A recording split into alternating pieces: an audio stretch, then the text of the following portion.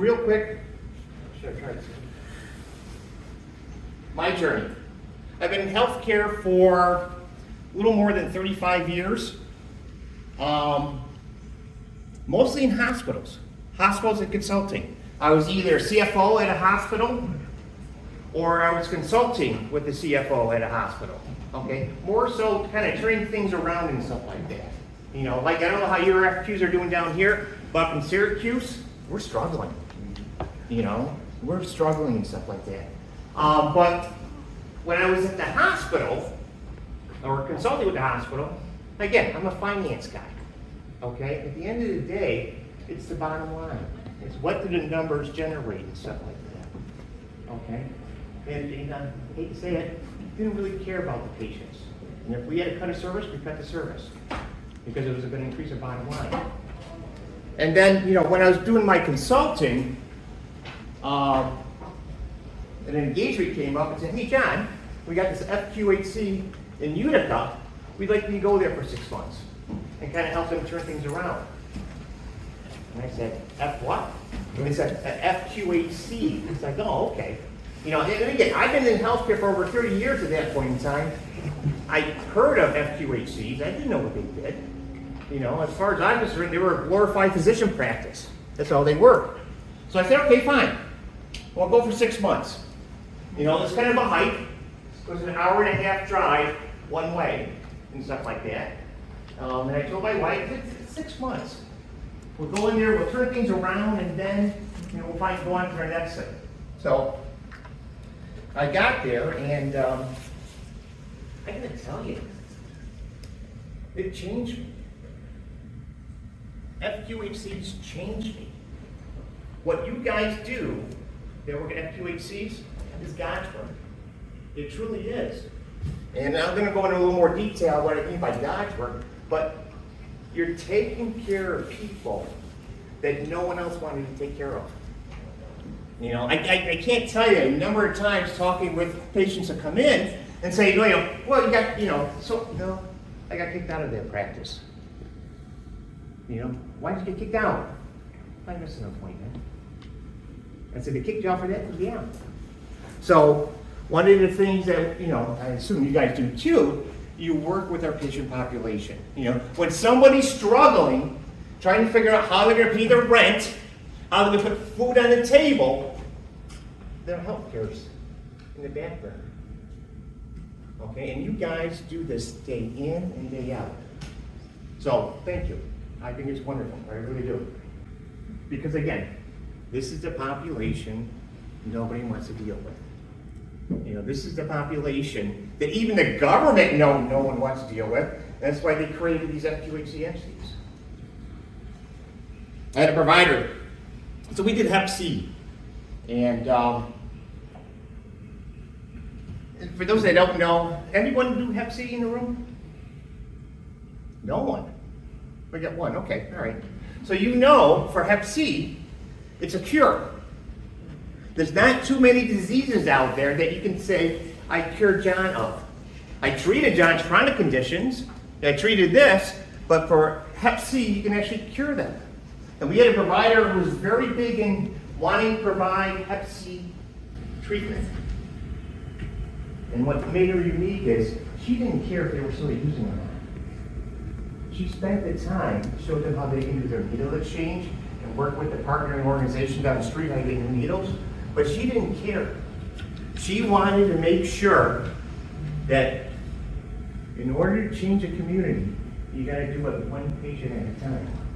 And she realized, if I can get someone who has Hep C, stop spreading it within the community, we're going to start changing that community.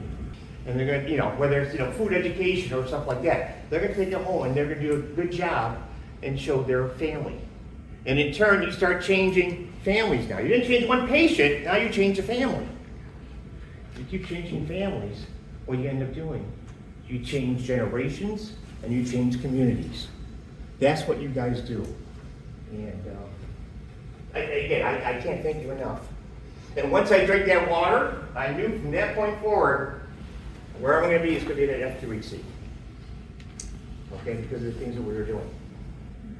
Okay, all right. And the others just have miscellaneous.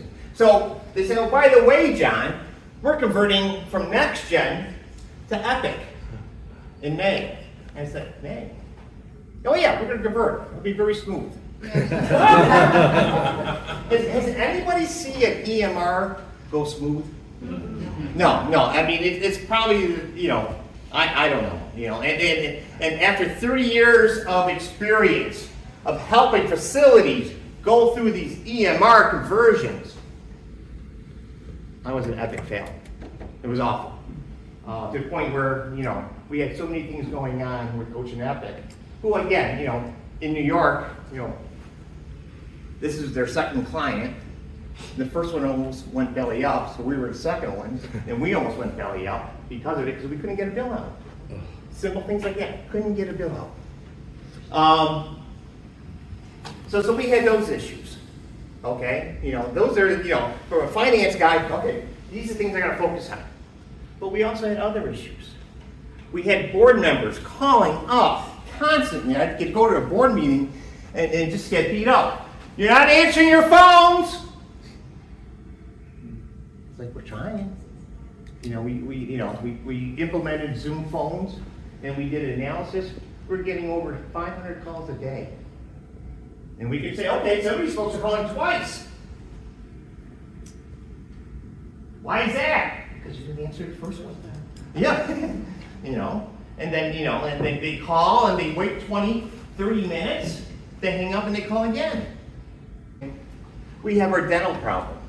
I went through and did an analysis. We had 3 out of 10 dental claims being paid. And it's like, what?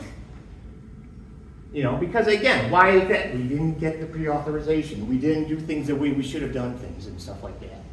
So I said, okay, I'll make a note of that. Then we have referrals. How many people here have referral problems? Because what happens is you try to refer one of your patients to a specialty, and they said, we're not taking them anymore. Why? Not credentialed, don't have transportation, they didn't, they never showed.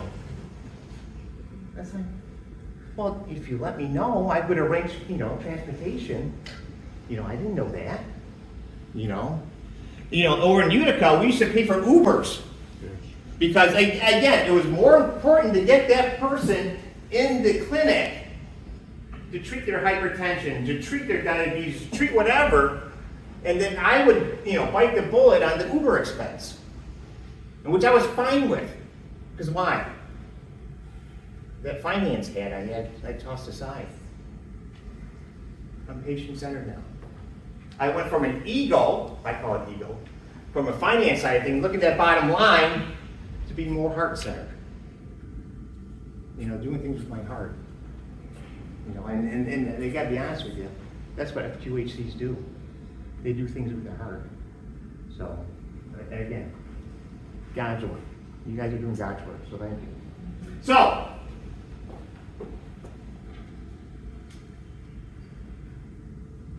let's do this real quick. So here we are, we're at FQHC in Syracuse, and we're struggling. We finally got the billing things out, so now we're getting bills and billed out and stuff. I had a that's write-off. It was awful. And then we get the thing down the road in the one big beautiful bill. And again, believe me, I'm not saying anything political or anything like that, but that's going to hurt us. That's going to hurt our patients. Now, not only the Medicaid cuts, so I think maybe New York's a little bit different. We never had recertification. I mean, they must have had it somehow, but they never had recertification until last year, 2024. We lost half our Medicaid population. Why? Because we didn't have a phone number, we didn't have an address, we had nothing, and we couldn't get them recertified. So we had to go through and try to get these folks recertified, and we just lost. So now, this year, says we're going to do recertifications twice a year. It's like, I couldn't even do one a year. Let's see what happens, twice a year and stuff like that.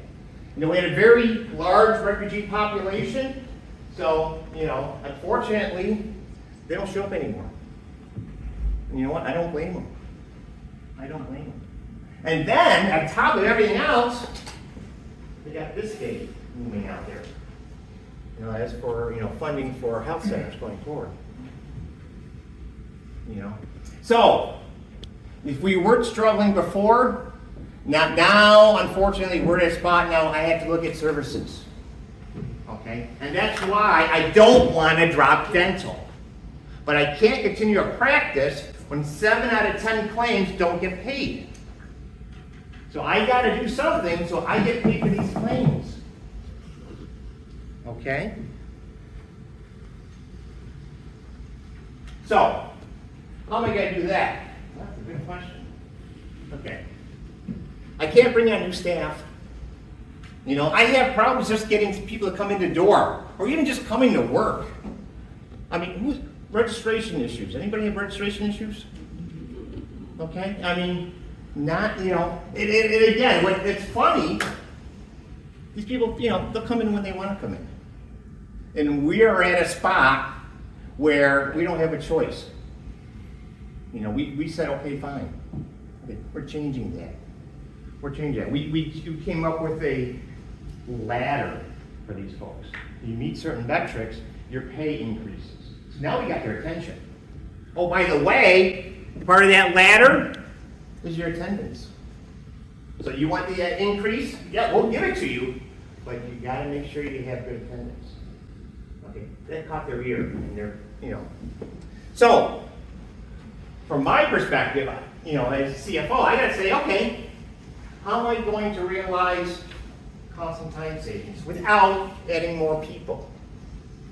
How am I going to optimize revenue, reduce risk, without getting people to do, you know, one, come in to do what they're supposed to do, but two, do stuff that, you know, I don't know about, maybe down in Florida it's different, but in New York, they keep adding to the things we have to do, okay? Before registration, you used to focus on registration. Well, now we got them focusing on answering phone calls. Now we got them going through trying to help with the referrals. Okay, we keep adding on to people. We can't keep doing that, okay? So, my Ocean Epic friends, where are we? Epic. All right. How long have you been on Epic for? 3 years. 3 years? Okay, all right. We just hit our first year. And I gotta tell you, I think it's the best thing since sliced bread. What do you think? I love it. I've been in the organization over 16 months, so I'd have to go through the Okay, whole yeah. implementation issue. Okay, all right. No, it really, for those, you know, it's a great system. All your hospital, yes, go ahead. So for us ECW users and others, why was it the great system? Why did you, I mean, it's the Cadillac systems. It is Cadillac system, and we couldn't afford What's it. the ROI? You know, I love ECW. I used to be ECW over in Utica. And ECW, what's nice with ECW, it's care everywhere. They have that available and stuff like that. So you're able to download those charts from the hospitals into your system. What you can do with Epic, again, if your hospitals have Epic in the area, they come into the system a lot easier. The doctors can actually see what was done at the hospital. So if I'm treating John for hypertension and he goes into the emergency room, he had this, they just hop on Care Everywhere and say, oh, here's what we got, here's what happened. Oh, what's this medication not getting for? John's not getting this medication. So it integrates very, very well with the hospitals. That's why I like it. So does it help you with your value-based contracts? Yes, Is that what you're saying? yes, the Separate payment? separate payment, but yes, the analytics within Ocean Epic from a finance side, phenomenal. I mean, phenomenal. So again, what I, in Syracuse Community Health, try to do is say, okay, I can't bring people on board. I can't give people more work to do. Only thing I can do is kind of augment what we currently do with AI. Okay? And that's what we're doing. We're having AI augment some of the workflows that we have. You know, over in Utica, we tried outsourcing. Anybody outsource? Again, there's nothing wrong with it, but anybody? Okay. Your outsourced folks, are they 24/7 or no? Just the hours that you're open, yeah. And that's the problem we had, is that, you know, they're there for that time period, but then they stop. You know, where AI literally it's 24/7. Okay, and people think, oh, AI, oh, it's not complicated. Anybody using Copilot in Microsoft? Yeah. Is it complicated? No. AI is not complicated either. Okay? You just need to have the right people in the right place to build what you need done yourself. Now, let me ask a quick question, because AI runs the spectrum. You know, you got AI that just, looks at your manual and you throw out like a bot and say, find me how many vacation days I'm entitled to, and it'll spit out an answer. You got ambient AI. So from the provider side of things, who's having the provider's notes being scribed? Yeah, okay, yeah. Same with us. Granted, they're using stuff that we didn't approve, but we're working on that part too. But that's what ambient AI is. That they're able to, listen to the visit, capture the important things, and kind of get it within the chart.